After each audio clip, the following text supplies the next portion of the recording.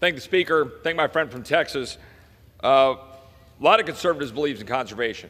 For example, the governor of Florida, Ron DeSantis, who's expanded the Everglades more than any governor in the history of the state, because that's actual conservation, instead of the nonsense being spewed by my colleagues on the other side of the aisle. And when they say, oh, we do something, let's just be clear to the American people what doing something actually is. Hey everybody, welcome back to the channel. Before we dive into today's breakdown, make sure you hit that subscribe button so you never miss one of these deep dives. And of course, smash that like button and drop a comment down below. I always want to hear your thoughts. Now, I want to talk about a fiery floor speech from Congressman Chip Roy of Texas. And let me tell you, this one wasn't just some generic talking points.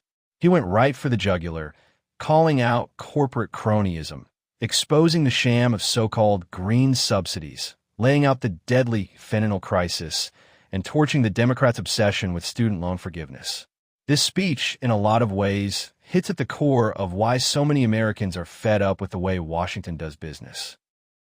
It's giving billions of dollars of subsidies to your fat cat corporate cronies, enriching them at the expense of hardworking American families. That's the truth. 90% of subsidies going to billion-dollar corporations. 80% of electronic vehicle subsidies going to people making well over $100,000. That's the actual truth of what's going on.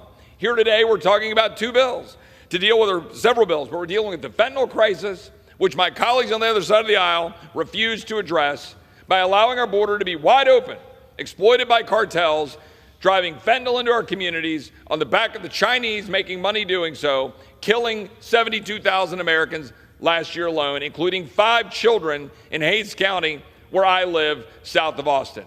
It's happening every single day. But my colleagues don't care about securing the border. They want to hide behind the fact that they say that fentanyl comes through ports of entry. But what they don't acknowledge is that there is no patrolling of the border by Border Patrol, because they're all processing human beings being smuggled here for profit by dangerous cartels. This bill is designed to take a step forward, and it takes an important step forward of ensuring that we're dealing with the fentanyl precursors and that we're doing what we need to do to recognize how deadly it is. But the fact is, our colleagues don't want to actually secure the border, which is where fentanyl pours across every single day. And on student loans, need we go any further than looking at the quotes from Speaker Pelosi when she said, people think the President of the United States has the power for debt forgiveness. He does not. He can postpone, he can delay, but he does not have that power. That has to be an act of Congress. That was that grand MAGA extremist, Nancy Pelosi. She also added, suppose your child just decided they at this time do not want to go to college, but you're paying taxes to forgive somebody else's obligations, she continued. You may not be happy about that. Are American families supposed to be happy that they now must cover the cost of someone else's education?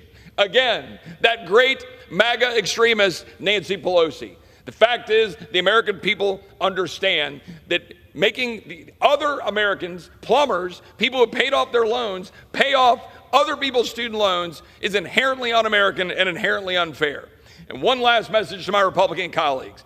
Passing a CRA to die in the Senate and die at the president's desk is not enough.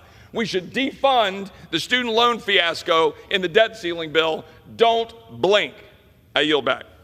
What Chip Roy is demanding: accountability, real border security, fiscal responsibility, and fairness. Those aren't radical ideas. They're common sense. They're what most Americans actually believe in. But because Washington is run by elites and lobbyists, common sense always takes a back seat. And this is where we, the people, come in. We have to start demanding more. More from our leaders, more from our institutions, and yes, more from our own representatives. Roy's right. Passing symbolic bills isn't enough. Fighting half-hearted battles isn't enough. We need leaders who won't blink, who won't fold, and who will actually stand firm when the pressure is on. So here's my challenge to you. Think about where you stand on these issues. Do you want a government that works for billion-dollar corporations, or one that works for hardworking families? Do you want open borders and cartels calling the shots? Or do you want safe communities? Do you want to reward irresponsibility, or do you want fairness restored? Because at the end of the day, this fight isn't just about Chip, Roy, or Republicans versus Democrats. It's about the direction of America. And if we don't start demanding real change, the swamp will keep getting its way, and we'll be the ones paying the price. So, let me know what you think down in the comments. Do you agree with Roy's take? Or do you think he went too far? I want to hear your perspective. And again, don't forget to like, share, and subscribe. It helps get these conversations out to more people. And trust me, we need more Americans paying attention to this. Thanks for tuning in, and I'll see you in the next one.